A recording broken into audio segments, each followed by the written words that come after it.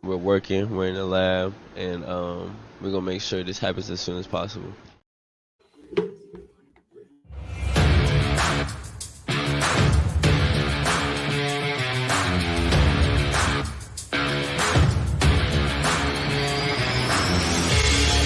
Welcome to an episode of the Sports Genes Into the Lab podcast, where sports analysts and experts dissect the latest news from the NBA and NFL, giving you a unique view on some of the hottest topics around your favorite teams. From the fresh field smells of the NFL to the hardwood courts of the NBA, and possibly your comfy couch for your fantasy football team.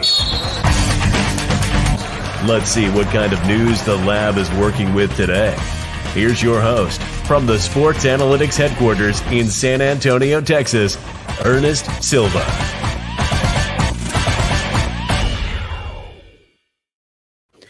We are live. Welcome to Into the Lab podcast. Kenny and I are definitely excited to be with you guys. We got late arrivals popping in here and there. Somebody totally not driving is now on ITL. Appreciate him. What's going on, Kenny? Not too much, man. I went to bed at the start of the fourth of the Cowboys game because I had to be up real early. And woke up and thought, what massacre happened in that fourth quarter?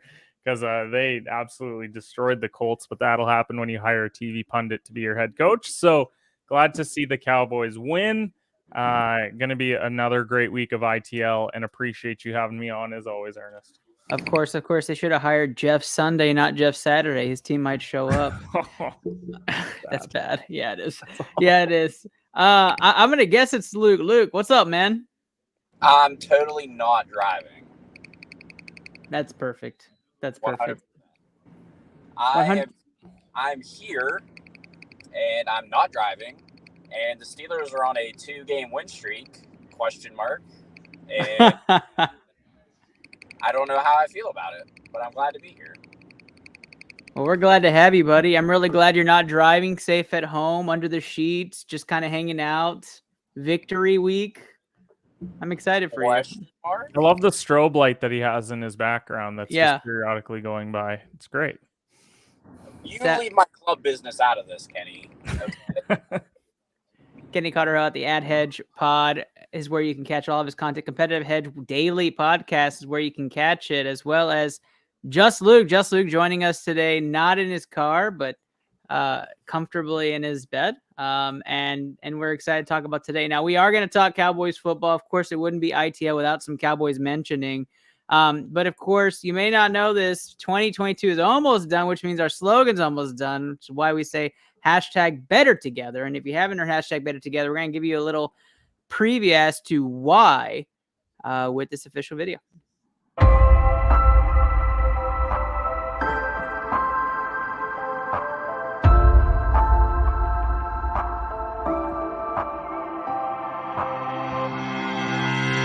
Happy Thursday, y'all. Happy Thursday. I'm your host, Andrew Kahn. This is the Boomtown Pod.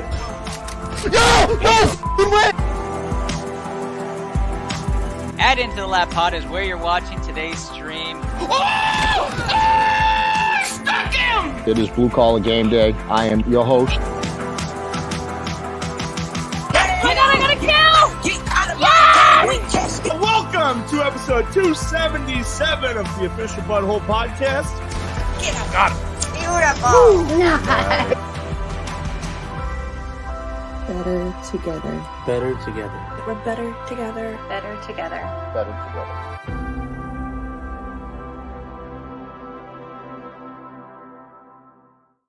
Shout out to It's Rated Merc. That's right, Mark Guajardo, the videographer behind the scenes that does everything for BCMG. Shout out to you, but hope you're having a great Tuesday night.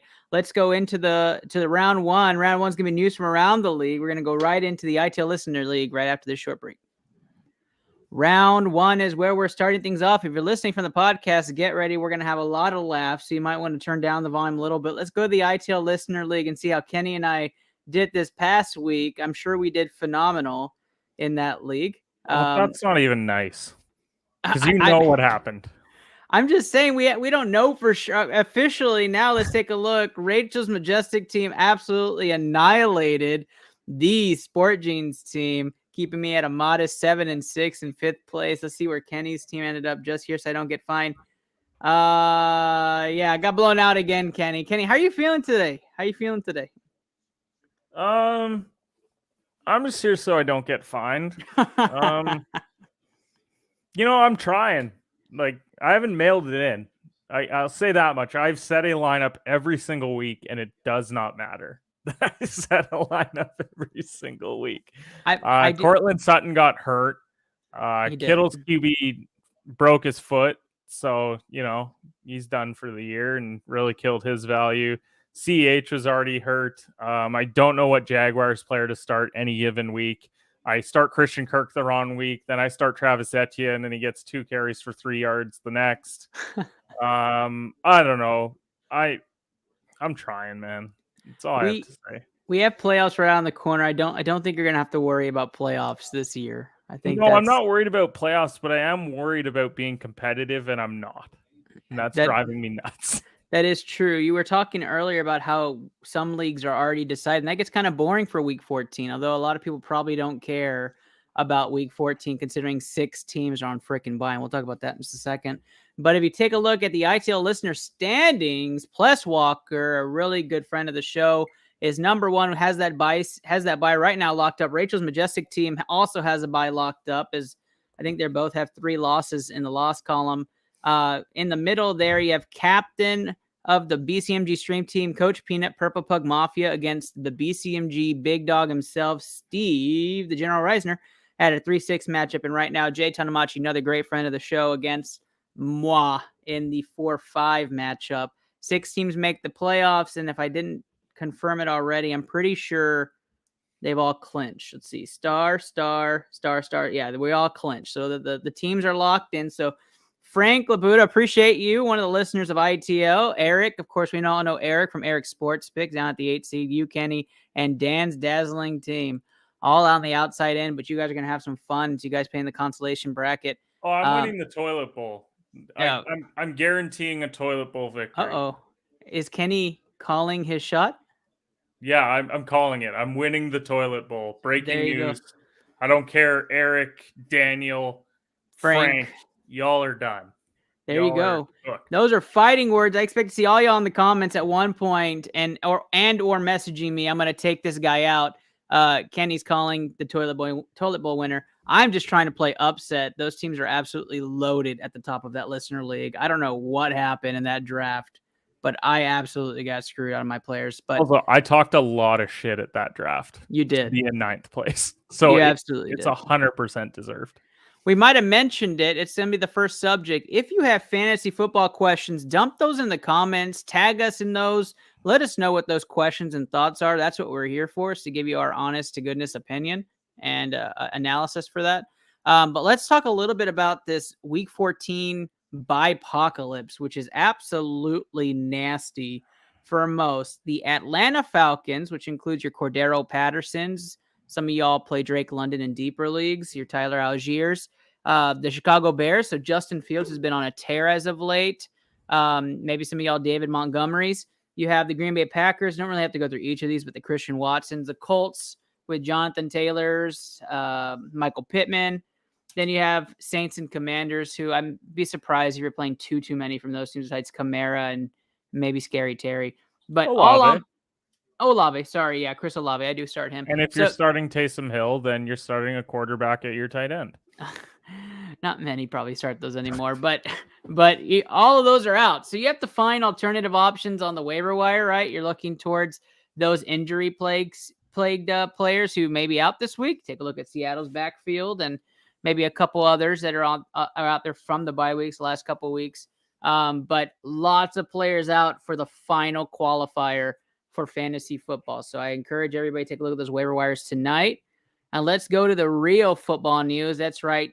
Kenny alluded to it. Our first topic for real football is going to be the Dallas Cowboys. Cowboys scored 33 points in 13 minutes to win 54-19 over the Indianapolis Colts. In case you missed it, which I'd be surprised, that's America's team. You've probably seen it.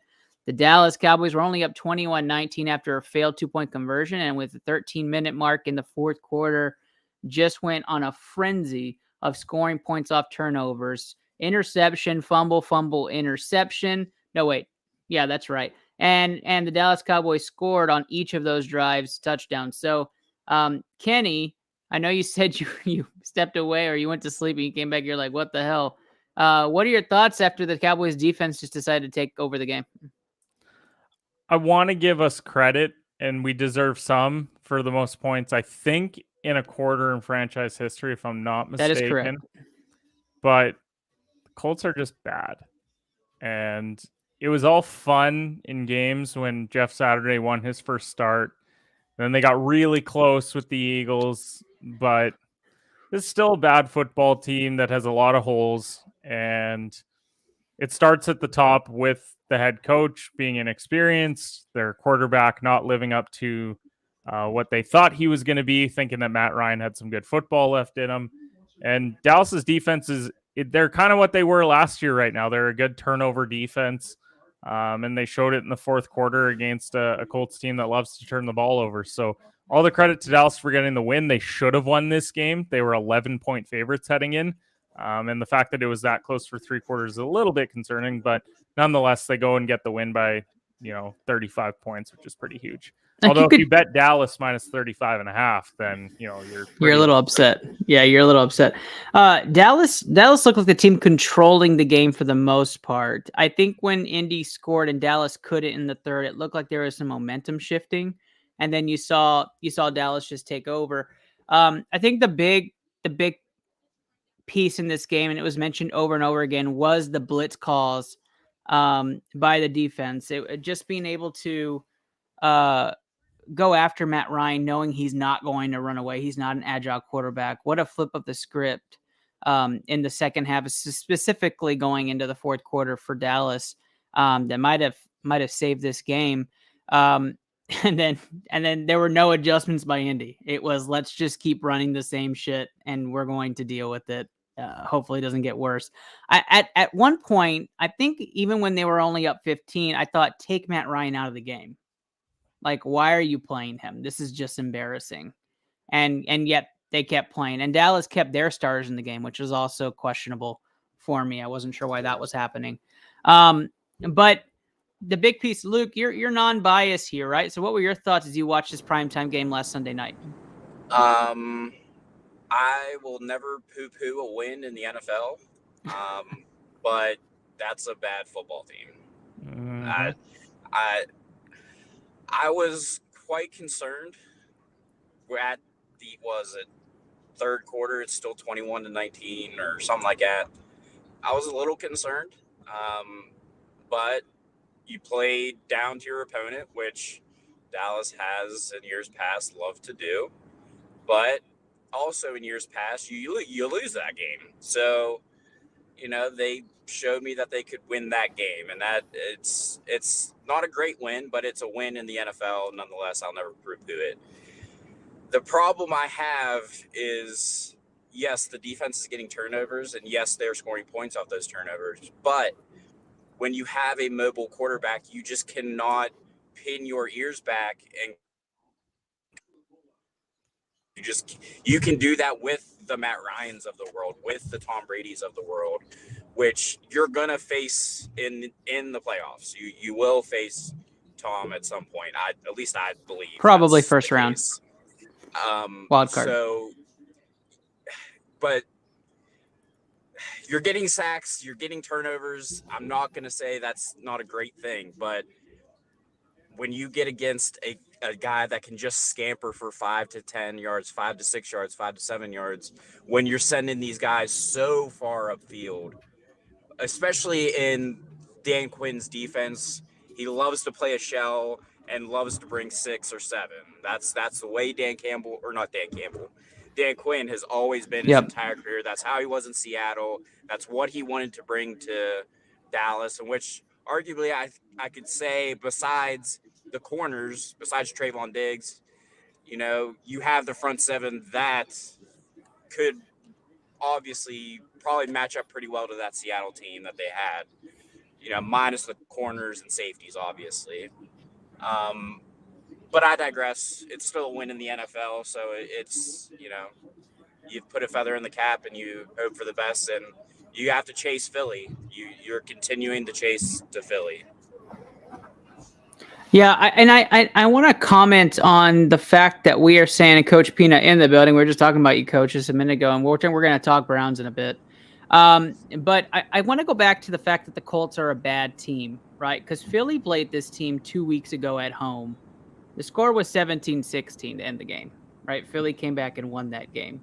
And it was a game we were all questioning whether Philly was actually legit after the All-Star break, after the bye week they had, because they were struggling to beat teams, right? And then you see the Cowboys in a close game. They never lost the lead, but they're in a close game at 21-19 in the second half. And you got to admire the grit Indy showed to push Philly to the limit and almost beat them. They were up 16-10, if I don't remember that game correctly, with like 2 minutes left, and they failed on their two-minute possession. And the Cowboys never had that worry. So although the Colts are a terrible team, right, in comparison, the Cowboys and Eagles both were taken down the wire. Is it just that the NFC East in this type of matchup with this type of team with a good linebacker play struggle against teams with good linebacker play and that defensive set? Or is it just a matter of Indy plays 3 good quarters? I think it's just the sheer fact that they want to play for Jeff Saturday, and they wanted to go out and beat the best team in the NFL. And that's why Kenny says it all the time. The NFL doesn't make any sense because on paper, true, Philadelphia should have beat the brakes off of them. Yeah, they should have. But if you looked at that film and you looked at that tape or you watched that game, they played sound gap defense against a very downhill running Philadelphia offense. And on that day, you could argue that the Indianapolis Colts were the better football team. Would you not say, like, because we're talking about the fact that the Colts love to play for Jeff Saturday, like, I feel like Jeff Saturday would be an amazing GM. I just don't think that he's experienced enough to be a head football coach, or he'd be that coordinator that you just love. Like, if he was the offensive line coach, you'd be like, man, I want to give up no sacks today because I know my coach is over there and I just want to do it for him. But I don't think that he has the caliber to be an NFL head coach. And to be fair, I don't think the Colts thought that he did either when they hired him. I think they were just looking for who's the guy that we can put out there every week that the media loves, because we're going to take some heat over the fact that we were supposed to be a playoff team and we're not, because we keep bringing in old quarterbacks. Right. And he can weather that and get you through this season. And then you can look at the end of the year and say, okay, what do we actually have here? And bring in a new head coach, because Frank Reich wasn't it. And, he's a guy that, he's not going to be great with the X's and O's, but he's a motivator. He's a guy that people want to play for, as Luke said. I just think that he'd be a great coordinator. He's just not a head coach. He's not ready to be a head coach. Nobody thought that when they hired him, and that's why he took so much flack when they did hire him. If you would have told me that they would have pushed, I do believe Reggie Wayne is on that staff. Yes. Correct. If you would have told me they would have put Reggie in, wouldn't have probably complained just because he's on the staff. If you would have told me now you were hiring Jeff Saturday to mentor Quentin Nelson in that offensive line, I would totally be for it, because great. I believe that he could be a Mike Munchak of the NFL. He can be a very good offensive line coach. He knows the ins and outs, the schemes, the blocking scheme, what the defense wants to do, what my quarterback wants from me, what my offensive line can be capable of. And I think because Quentin Nelson, yes, he's getting paid. He is a very good offensive lineman in the NFL, but I feel like Jeff Saturday can bring something else out of him. And I think that's what that offensive line is lacking, especially this year. That offensive line has not gelled and not played good this year for them. Yeah, I completely agree. I think that it was just a circus act, and this has turned into a legitimate team playing for a coach that's very passionate. Is it maybe even a way to sell a couple more seats? It is. And you wanted to bring in somebody diehard Indy because you want the fans to love it. Coach Peanut says, I'm surprised more minority candidates haven't spoken up about that hire. And that is something being discussed, right? Like we hear a lot of that exact situation on why they didn't interview more people and they went straight to Jeff Saturday. I do want to talk Cowboys O'Kenny with you since Luke's going to come right back into the show. Odell Beckham met with the Cowboys Monday, did his physical, and the team was not convinced he's ready to make a run or ready to even be on the field. They said that he wouldn't be ready till mid-January, which means the Cowboys would have to be guaranteed a championship game and a Super Bowl. And then at that point, if you're there, do you need an Odell Beckham Jr. on the team? To me, the worry and hole right now is defensive back. I don't think it's wide receiver for the Dallas Cowboys. But Ken, I'll get your thoughts first before I jump right in. I said this a couple weeks ago, I think, on this show. I think the idea of getting Odell on the team is better than what actual production would be. And I didn't think he was ready. I felt like he's maybe coming back too soon. Clearly, they've now determined that he wouldn't be ready to go. And you wouldn't want to bring this guy in middle of playoffs. Hey, you haven't played a rep of football in a year? Yeah, we're just going to throw you into this playoff game. I think it's absurd. I don't think that they should bring him in. Also, the team's playing well. So why are we concerned about Odell? And I said that a couple weeks ago. Why are we concerned about bringing in Odell? We just beat the crap out of the Vikings. We beat two of division opponents that we should. And now we're gearing up for that Philly game in a couple weeks' time. So I don't think we need Odell. Odell is not going to be like this needle mover. If you wanted to do something like that, you would go out and add a piece on defense, if anything, or maybe you get some O-line depth. But I don't think we need Odell. I don't want Odell. I think it's just added pressure bringing in a guy like Odell, and Dallas doesn't need that right now. I mean, what better get-right game would it be than playing against the Houston Texans and being healthy enough to play against the Texans to come join a championship caliber team? Like, I don't think there's a better pick-me-up game all year. Now, instead, you're waiting to get into the playoffs before you can even play a game. I just don't think it's worth it. I mean, at this point, I'm scanning the free agent wire on what corners are available and what defensive backs are available because my guys are down. There is no Brown anymore, right? There is no who got hurt on Sunday.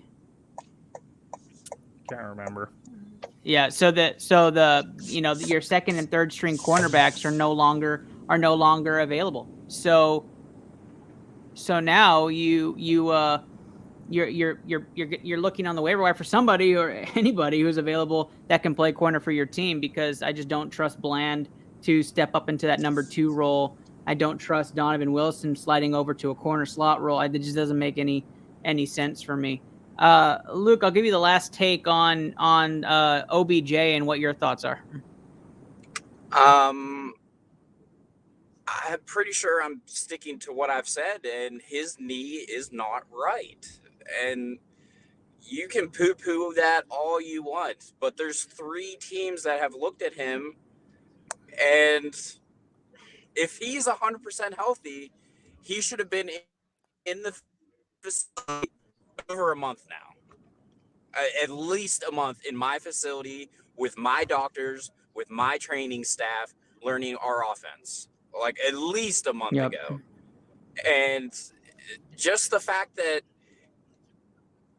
OBJ's a prima donna. He wants to get showered with all these things, and he's getting put on the Jumbotron at the Mavs game, and he's hanging out with Micah Parsons and Trayvon Diggs, and like, oh my God, come to Dallas. Let's tweet at each other, and let's make sure we can come to Dallas. Like, but why don't you hit the PT sesh a couple times and make sure that knee's all right? Because obviously, if 3 teams individually scored your knee, obviously something is wrong, and they still feel that. But Luke, he can't be hurt because he went to that Mavericks game with Micah Parsons and Trayvon Diggs. So like he's clearly fine, right? According to them, like he's great. He walked on and off the court, so he looked fine. He's ready for contact football. It looked ready to me. Obviously, I've never had a knee injury, but apparently he's good to go with 2 tears in his same knee. I have a full new knee replacement. He looked good. He looked fine to me. All right, Ernest, I'm just saying, if he was 115% OBJ, I would have had him in the Dallas locker room a month ago. Yep. That's true. That's true. We're going to move on to another injury that's plaguing people. Kenneth Walker III, questionable for Sunday now. The questionable tag gets placed on there optimistically, though, as results came back negative. He just has a high ankle sprain. He was held out as precaution. I think that's a disservice to fantasy football managers everywhere, but that's a whole nother opinion. Guys, any concerns for Kenneth Walker? Are you playing him this week? No, I'm not. And you know what? That's talking about a guy that scored 91 points in fantasy last week. I'm like, nah, I'm good. The issue is that the second, third, and fourth string running backs are all hurt also. So there's nobody else in Seattle to carry that ball unless DJ Dallas gets over his ankle. Think about how bad Carolina are. They don't have 4 running backs, and they're still -4 this week. Hey, wait a minute. You mean to tell me the running back room in Seattle is hurt? Never heard that before. Chris Carson would like a word. Oh, wait, he retired due to injury. Yeah. Wayne Gallman's now in the practice squad. That's how bad it's getting. Holy hell, Wayne Gallman. Wayne Gallman. Isn't it weird, though, that like the last 3 years we've been talking about Wayne Gallman come fantasy football playoff time because he just finagles his way onto a roster. He does. But then he goes and he gets 60 yards and a touchdown and he gives you a 12-point week and you're like, what the hell? This guy wasn't in the league. It's exactly. That's exactly right. It's Jonas Gray all over again. It's the damn truth. That's the damn truth. All right, so Kenneth Walker, league fantasy managers, worst case scenario, you're playing him and you're getting a couple points and he's going to come out. Don't play him. Revenge week happened. Revenge week came. Deshaun Watson got his revenge on Houston for leaking all of his stuff and getting him suspended and fined for his all of his stuff, bad behavior. Malik Hooker gets his revenge game, even scoop and scored a touchdown for the Dallas Cowboys, and AJ Brown got his former GM fired. Yeah, Tennessee Titans fired their GM after AJ Brown just exploded. Guys, your best revenge week story. Go. How's it not AJ Brown? It's absolutely AJ Brown. Well, here's the thing. Deshaun was terrible. He was so bad. Now, here's the thing. He hasn't played football in a year and a half or however long it's been. So I'm not surprised that Deshaun was bad. That's why I didn't touch the spread betting on them this week. Hooker, I mean, that's great against Indy, but I mean, it's hard to call it a revenge game when you're just beating the crap out of your opponent. True. And you weren't that concerned about losing that game. AJ Brown straight out dogged his old team. He had 8 catches for like 120 and 2 touchdowns. He caught a touchdown, had it called back because of a flag, and then on the next play caught that same touchdown. So I think he looked over at that Tennessee sideline and was just like, really? You thought I wasn't worth it? I'm a top. What has he been this year? Top 8 wide receiver in the league? He is. I'll get his fantasy ranking right now. Honestly, I would rival putting AJ Brown in the top 5 of fantasy football this year for wide receivers because the only other guys I'm putting Tyreek, I'm putting Stephon Diggs, I'm putting Justin Jefferson, and then after that, I'm thinking about it because Cooper Kupp went down. That's a big reason why. And DeAndre Hopkins didn't play half the year, but he's been top 5.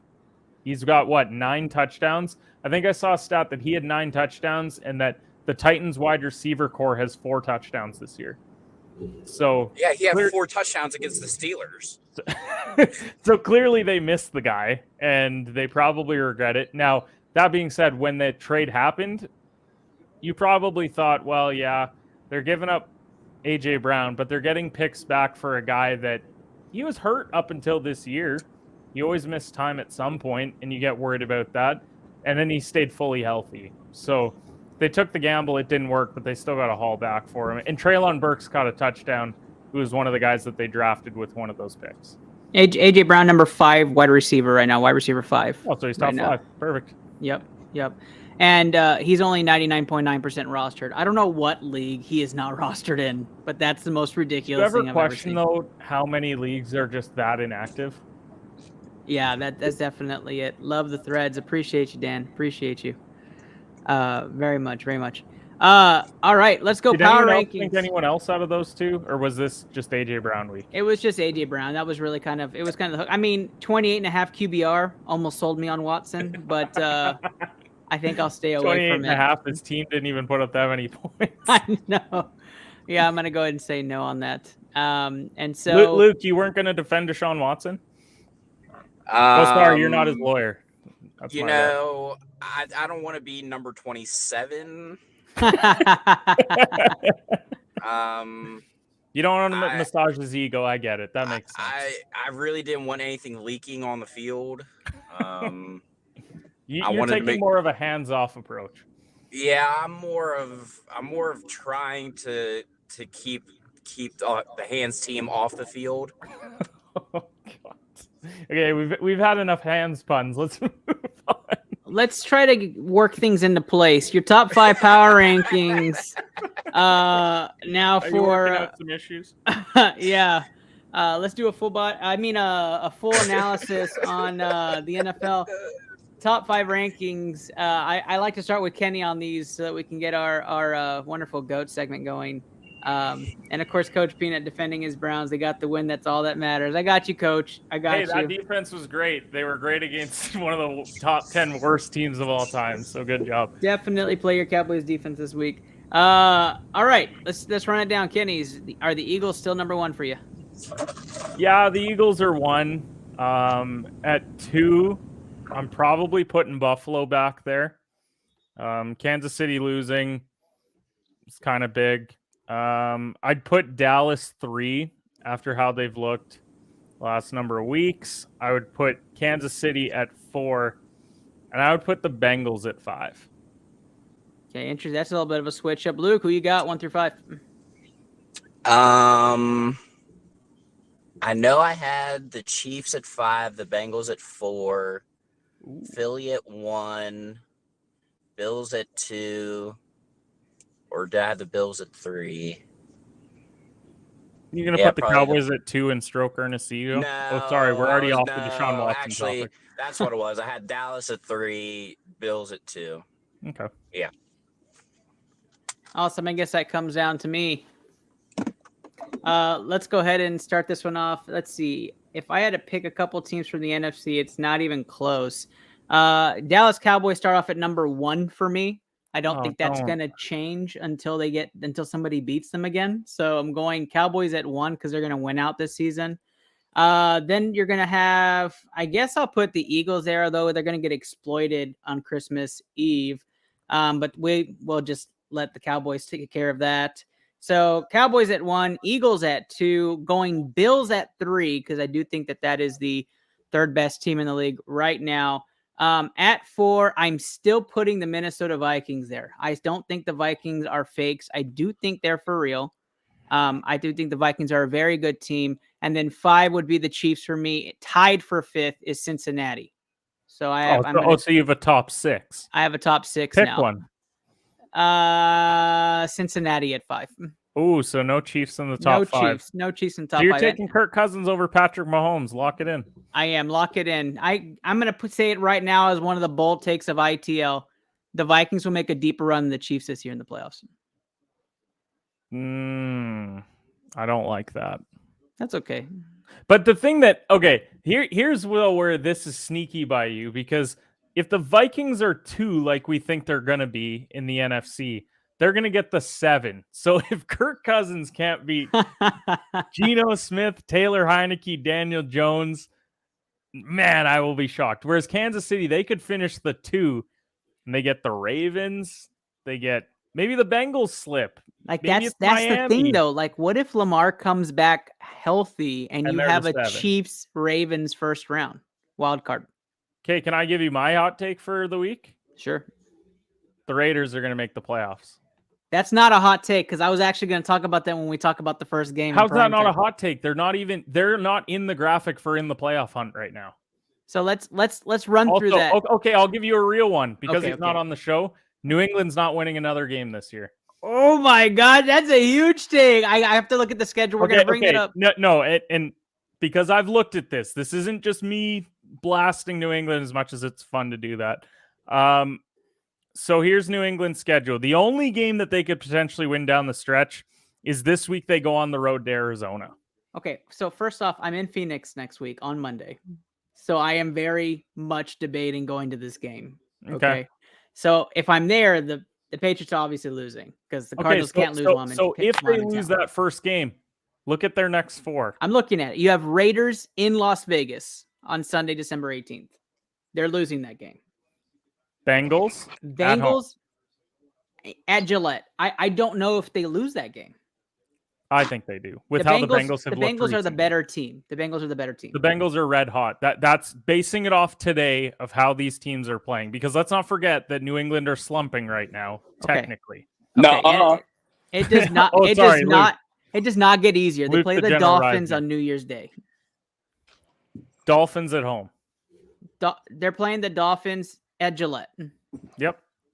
And that's a 50-50 for me as well. But I'm pretty sure Miami wins that game. And then Buffalo in Buffalo. That's if Buffalo needs it, and they may be playing backups that game. Okay, but we're looking at best case scenario for all of this. I'm just looking on the surface right now. The only game for me that is winnable based off of how they are currently playing is this Arizona game on the road. If they don't get that game, then I don't think that they win the rest of the way because the Raiders are killing it. Bengals, they're red hot. Miami, they got tons of weapons, and Buffalo. I don't think that's a hot take even necessarily to say that there's a chance that they lose out. That's tough, man. That's Now that tough. they finally hit the meat of their schedule, we've been talking about it all year. Who have they beat? Yeah. The Yeah, no, Jets you're right. Twice. The Jets twice is their resume.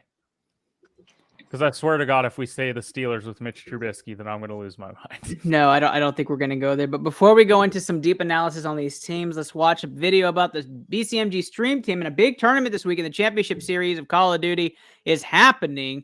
We saw the Nonsense and Deep Thoughts podcast make a comment. They may be doing live coverage this week, and who knows, we're going to keep you on your toes. But we have 6 finalist teams competing for $600 this Saturday right here on ITL or on the Nonsense and Deep Thoughts podcast. I'm very excited to show this coverage. Let's look at all the streamers, though, on the BCMG Stream Team, led by Captain and Head of Streaming, Coach Peanut, that you've seen inside the comments tonight. Let's roll it and show the people what they're missing.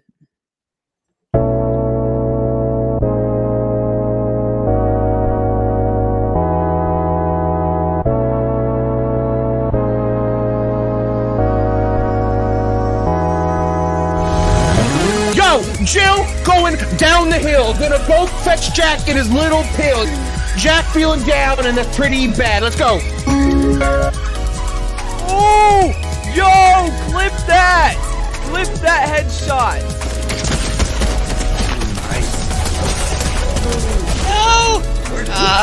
A pistol. What the fuck? Okay, that didn't count. Woo! Let's go, baby! Clutch it up! Yeah, I like it! What? No way! Did that precision just kill me? Let's go! Nice, Papa! Papa with the clutch kill at the end. Let's go. Oh, I missed. That was bad. Got him. Nice. Alright, I'm going to go steal their shit. That is definitely green. You're dumb and it's orange. We're both wrong, red.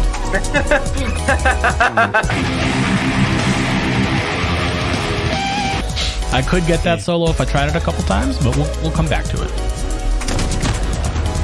I'm fucking dick right now. Holy shit. Like, I fucking suck right now. Yeah, I can go.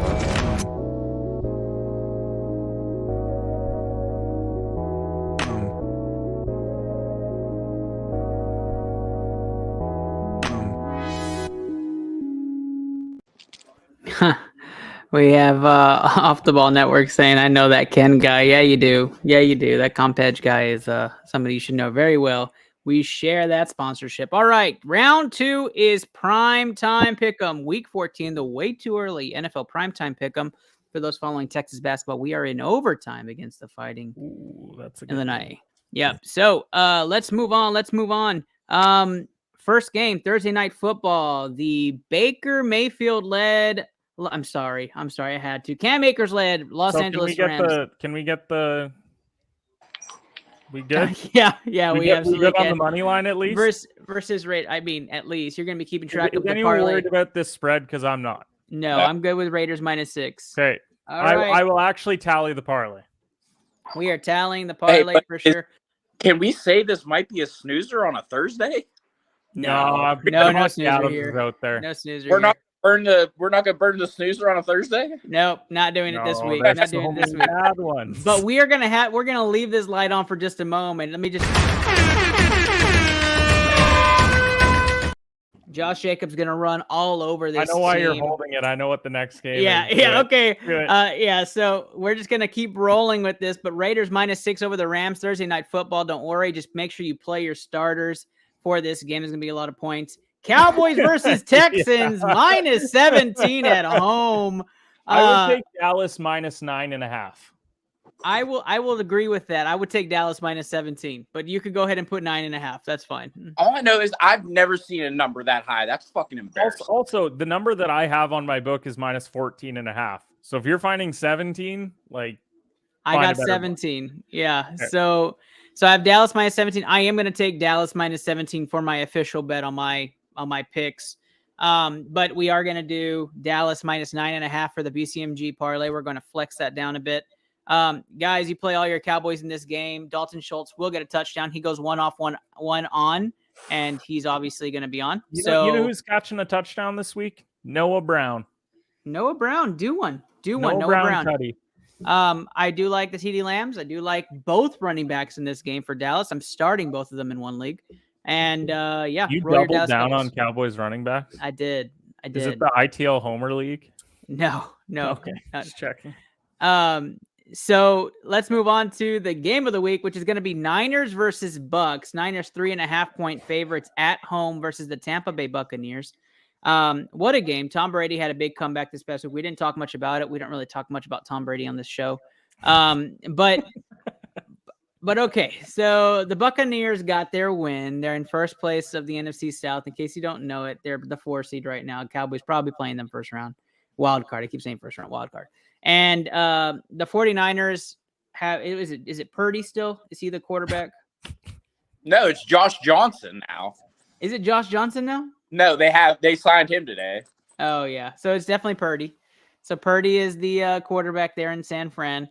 I understand the time it's going to take to put Baker out there, but the Rams are literally they just signed him today and they're going to play him on Thursday. Like, at least you could have gave him till Sunday to play. But what? Yep. So Christian McCaffrey was hoping for Baker to get signed, but that didn't happen. He vetoed that so quick. So now we have Niners against Bucks, where Tom Brady's probably going to have his defense eat up the quarterback. I'm going to take Tampa Bay to upset the Niners on the road this week. I like everything Tampa Bay right now for the offense. The 2 drives they had that were successful this past week. I just think the Niners are not going to be able to stay in the game with the quarterback they have. So I'm taking Tampa on the road. I'm going to take Tampa in the points, though. Tampa plus 3.5. Kenny. So I've been laughing at this all day. So everyone keeps saying that Elon broke Twitter. But do you want to know what the second biggest trend on Twitter was earlier today? It was Big Cock Brock. Not kidding. That was trending on Twitter, and it was for Brock Purdy. Oh my gosh. I got concerned that maybe Brock Lesnar had something happen, or no, it was Brock Purdy. That's bad. Big Dick Brock was trending on Twitter today. So anyways, I'm going to take the 49ers to win on the money line, but I would only do -2.5. I can't go over a field goal with Brock Purdy at QB. I still don't think Tampa are good, and I cannot wait for Dallas to get them in the first round. I can't wait for that either because I don't think they're that good either. But Luke, you're the tiebreaker here. It's just tough with me. They can't run the ball. No. You have a 46-year-old quarterback throwing it 55 times. I don't know. I still think that it'll be a close game. But I think the 49ers have enough. I mean, Deebo Samuel could play quarterback for all I care. It don't matter. I think they still have enough weapons to be in the game at least and probably still win by 1 or 2. So San Francisco money line for both Kenny and Luke in this game. Not too flashy prime times games yet, but let's go to the Sunday night game, which I think is going to really pique the interest of a lot. Chargers versus Dolphins. Dolphins 3.5-point favorites on the road visiting LA. I started the last one. Kenny, I'll let you start this one off. How do you feel about the Chargers at home? Historically, this is a game that the Chargers lose because every year they start hot. They're like 4-1, 3-0, whatever it is. Then they get to this lull in the season. I'm hoping that changes because I am going to pick the Chargers to win straight up. Obviously, then I'm taking the plus 3.5. But I don't know. At a certain point, if they don't start winning these football games, we have to start talking about Justin Herbert maybe not being that guy. Like he'll be a great talent, but still needs time to win football games because if he misses the playoffs once again, I know he's been missing Mike Williams. I know he's been missing Keenan Allen a lot of the year. Missing his offensive coordinator. With this roster, knowing that Denver stink and have not been as advertised, and you currently have the same record as the New England Patriots, we got to start having that conversation about Justin Herbert not being able to win big games. So I'm going to go with him to finally get that win that they need at home against the Dolphins. I think Herbert in prime time is a good quarterback, and I think he's missing his offensive coordinator. You see how the Vikings look so dynamic compared to the Chargers. Coached. Yeah, it's an absolutely horrific coaching job. I don't want to blame Herbert too much. I think that they go for it in so many puzzling situations. They'll be like 4th and 4 in their own end, and it's like punt the ball. Yeah, but the analytics say. But then the analytics guy says never punt. But then they're down in the goal line, 4th and 1, and they're like, you know what? We're going to take the points now. Yeah. It's a strange predicament. I think they got to find a healthy balance. The coaching staff needs to be relooked at.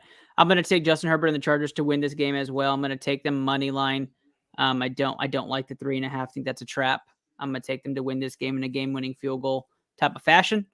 So give me the Chargers money line. Luke. I've said it before, I'll say it again. The Chargers will always charger themselves. They just, I don't know what it is. This team historically has had great people on it. They had great teams. They just fall apart, and it's so frustrating. I don't understand it, but I think they could probably do it this week because I didn't pick them last week. I picked the Raiders.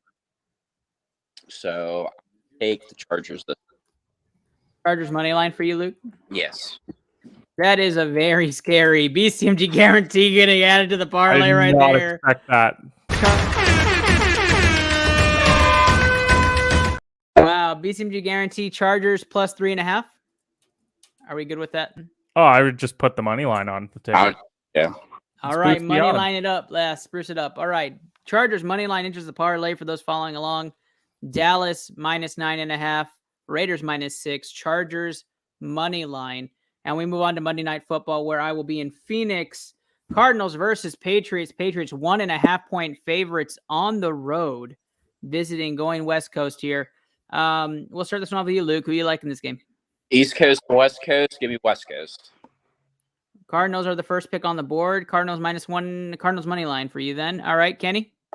I mean, do we have to say where I'm going with this game after what I just said? Yeah, it is true. You're going Cardinals money line for sure. I'm taking Cardinals money line as well. So 3 cards picks, puts that on the parlay. Another upset money line pick. Wave those fingers in the air. Juicy parlay right like you now, just don't care. Lie. That is true. Money. I'm going to slap some money on this one. Cardinals money line now enters the parlay, and that ends our primetime pick. If you didn't know that already, for the last one, Ramondre Stevenson is a play. All your Cardinals are a play. There is no reason why you're not playing those. This game for Texas and Illinois is absolutely bonkers. All right, before we're going to take a quick break, and we're going to round 3 fire round picks. Not that we haven't been doing it fire round style as well, but join us in just a moment.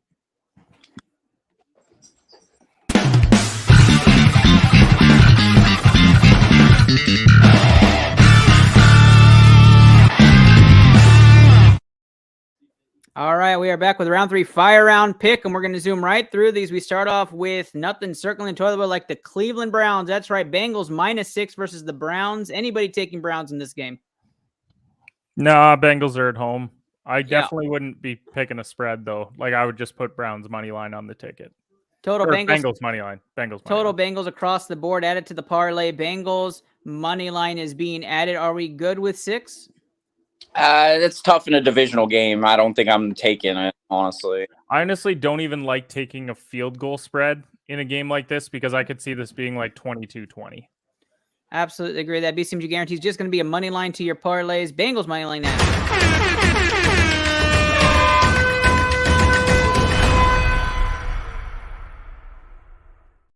All right, the tying Giants are going up against the Philadelphia Eagles. Eagles -7 on the road against the Giants. I'm taking Eagles to win this money line. Another divisional game. Kenny. I mean, I'll take them on the money line, but I think my favorite bet this week might be Giants +6.5 or +7, depending on your book. Luke. Divisional game. Give me the Eagles, but 7's too much. All right, Eagles money line is going to be put on the BCMG parlay. Make that another money line game. That moves us over to Tennessee. Tennessee Titans -3.5 versus the Jacksonville Jaguars.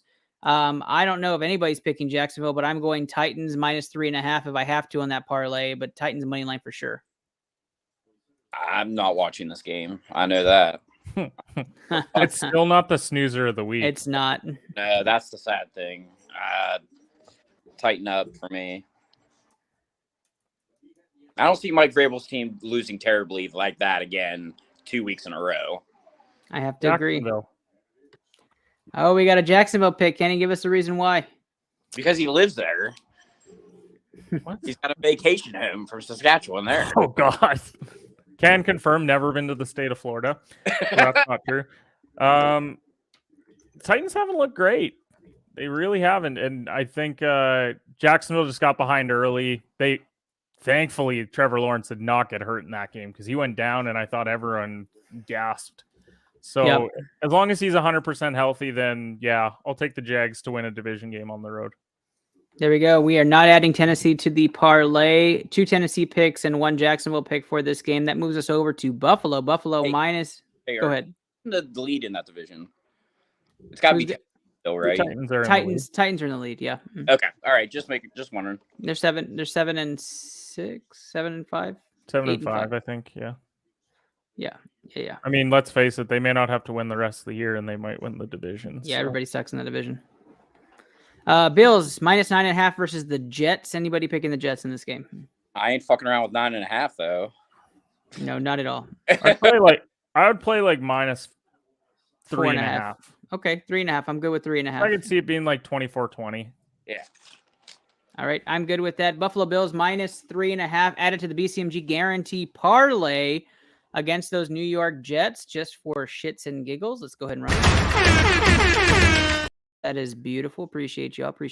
The producers in studio today. Steelers -2.5 versus the Ravens in what's going to be deemed the ITL snoozer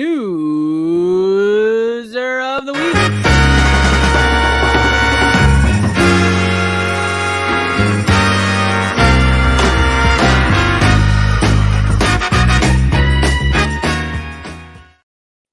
I wasn't sure if this was, and I do think that it is. I am. But there's one other game that we'll talk about that was close. Yes. Yeah, I'm with you on that one too. This is your game though, Luke. So give us your prediction.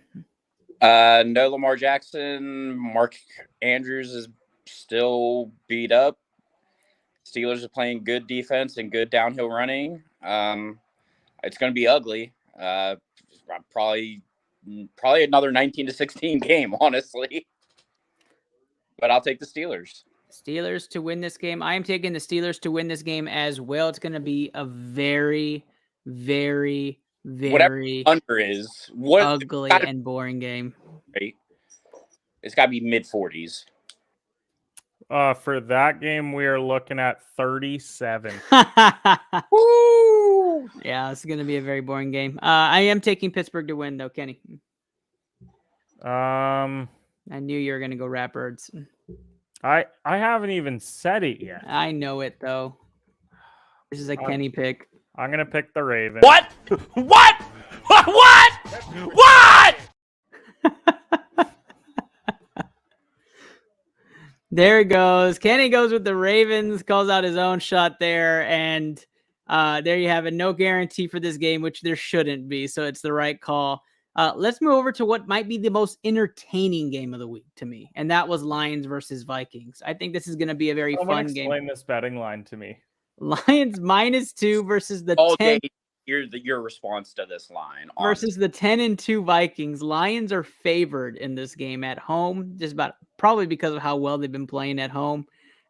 It's not a primetime game, and I am not scared to say Vikings will win this game on the road against the Detroit Lions.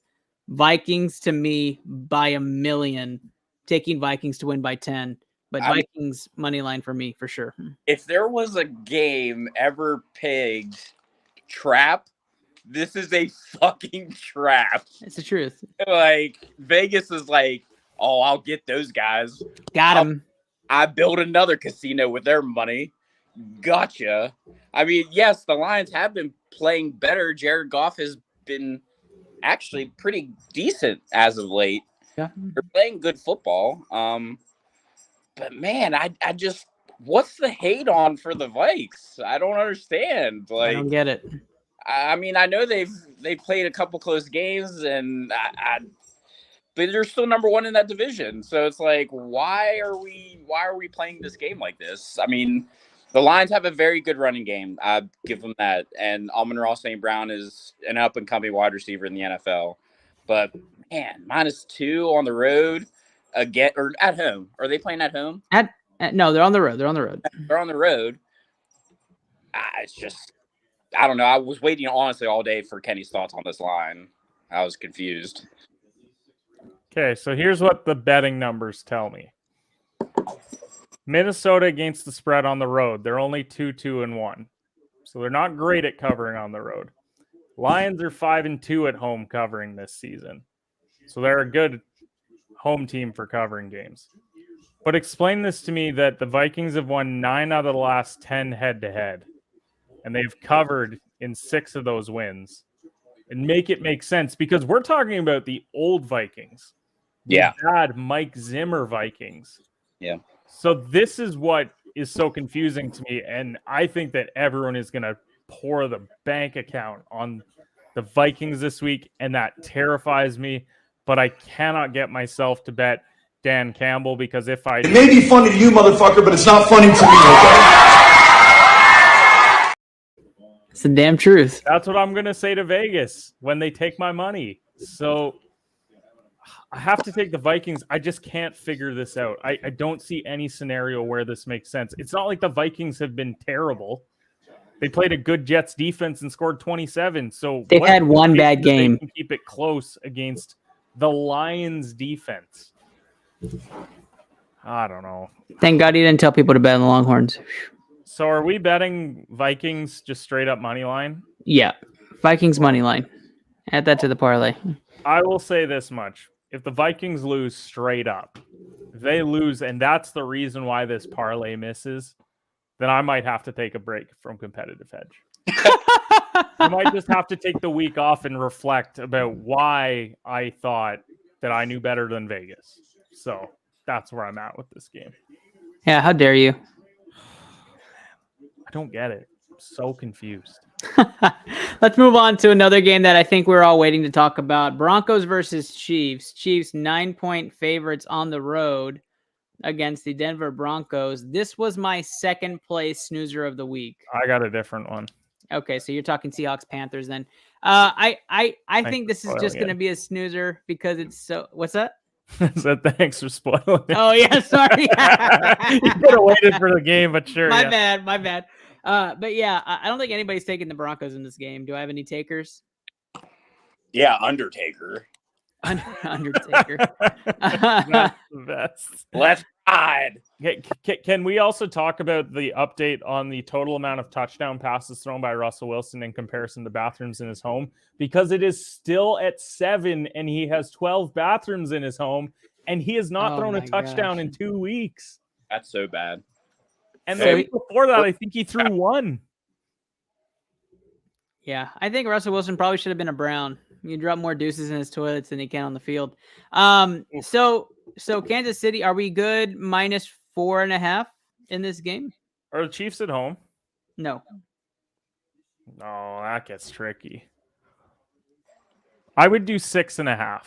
I think they'll win by a touchdown. I don't know if they'll get to the 9 mark. Okay, I'm good with 6.5. All right, we are going to add that to the BCMG parlay. Wave your finger in the air like you just don't care. This parlay is going to hit big this week. If you need Christmas presents for your kiddos, if you have to go Christmas shopping. Whoa. I've been saying that on Competitive Hedge all month. I said we're not getting any gift cards. We're getting cardigans. We're getting sweaters. That's you right. might even get an engagement ring by month end. So let's do this. Let's go to Kenny Snoozer of the Week. Seahawks -4.5 versus the Panthers. Go ahead, Kenny. Tell us why you think this is the snoozer. I think the idea of Geno Smith playing football is all fun, well, and good, but they might be the only team that scores in this game. Carolina are so bad. I don't get the 43.5 either. Because what do we think the Panthers are capable of scoring? 17. Oh, you guys are even going that high. I think that they're capable of scoring 14 max. No, I'm starting Foreman and Moore, so they have to score 2 touchdowns on the road, which tells me then that Seattle has to go and drop like 35 on them, which I know that offenses look pretty good, but if there's no running backs, then I get a little bit worried. I would take Seattle straight up money line, maybe -2.5, because I don't like betting the Seahawks more than a field goal at any juncture. Yeah, I like Seattle. I think with Sam Darnold, the offense clicks a little bit better for Carolina. So I'm going to say that they actually score 17. I forgot they have Darnold. They're still 14 points. But that's so embarrassing. That is so embarrassing by the Panthers. And you trade for this guy, and then you just let him walk. Yeah. Like, that's so fucking embarrassing. And he's going to go win a Thursday night football game. No, nobody else. All right, that was a good joke. All right, Kenny's going to tabulate what our BCMG guarantee parlay will get us if we bet $5 on it. And or at the end. Okay, -2.5. We are at the end. Only 13 games this week, so those of y'all watch the bye weeks. Watch the bye weeks. Here we go. $10 wins you $15.65. There you go. $15.65 on a $10 bet. All right. Good luck with that. We have our BCMG parlay. We will relay that. I will post this podcast episode Thursday morning. You'll be listening to this right before the Thursday night football game. You'll want to bet that $10 bet, $1,500. It'll look good right before the holidays. Luke, why don't you tell people where they can find you until Kenny gets back? Yeah, you can find me at King of Hearts 82. The Penguins are finally starting to get back in their groove. The Steelers look like they found somewhat of a niche. So Pittsburgh sports ain't too bad, and then Brian Reynolds wants to get traded. So I don't really know where Pittsburgh sports is right now, but I just want to thank you for letting me come on, speak my mind, bud. Absolutely. It was a pleasure to have you. I know you spent most of the time under those covers in your bed, and then finally jumped on. I appreciate that. Kenny Cotterill making his appearance back from London, his wife. And Kenny, tell the people where they can find you. I wasn't even letting her in necessarily. I guess I was just opening the garage. By the way, you want to know how cold it's going to be in Canada tonight? -50 Fahrenheit tonight in Canada. So lovely weather up here that we're having. You can follow me at HedgePod, as you can see in the banner there. Monday through Friday show. I'll be honest, probably not going to do a show this Thursday because I have a work function that's going to go late, and just really don't feel like that 6 a.m. is going to be a lot of fun. But we're up 17 units so far this month, and we are only 6 days into the month. So if you bet $20 a bet, you would be up $340. So having a good start to the month. Would love to keep it going. And as always, appreciate you having me on, Ernest. Luke, as always, a phenomenal time seeing you as well. And let's make some money this week. Yeah, this BCMG parlay is going to make us all rich. I can feel it. That is tonight's episode. ITL is way too early. NFL Pick'em Week 14 is in the books. If you don't know what that parlay is, Kenny is going to message that over to me so I can relay it when we post out on Thursday morning. Get those bets in. The odds may be ever more favorable Thursday morning. So get those bets in as soon as you can. I am your host, Ernest Silva. Add into that pod is where you're watching tonight's episode, where you're listening to today's episode. I wish you guys the best. Happy holidays. The Christmas hat and lights come out next week on ITL inside the studio. I'm excited. The producers will make their appearances. We wish you guys the best. Safe travels for those traveling this weekend. Happy holidays to everybody.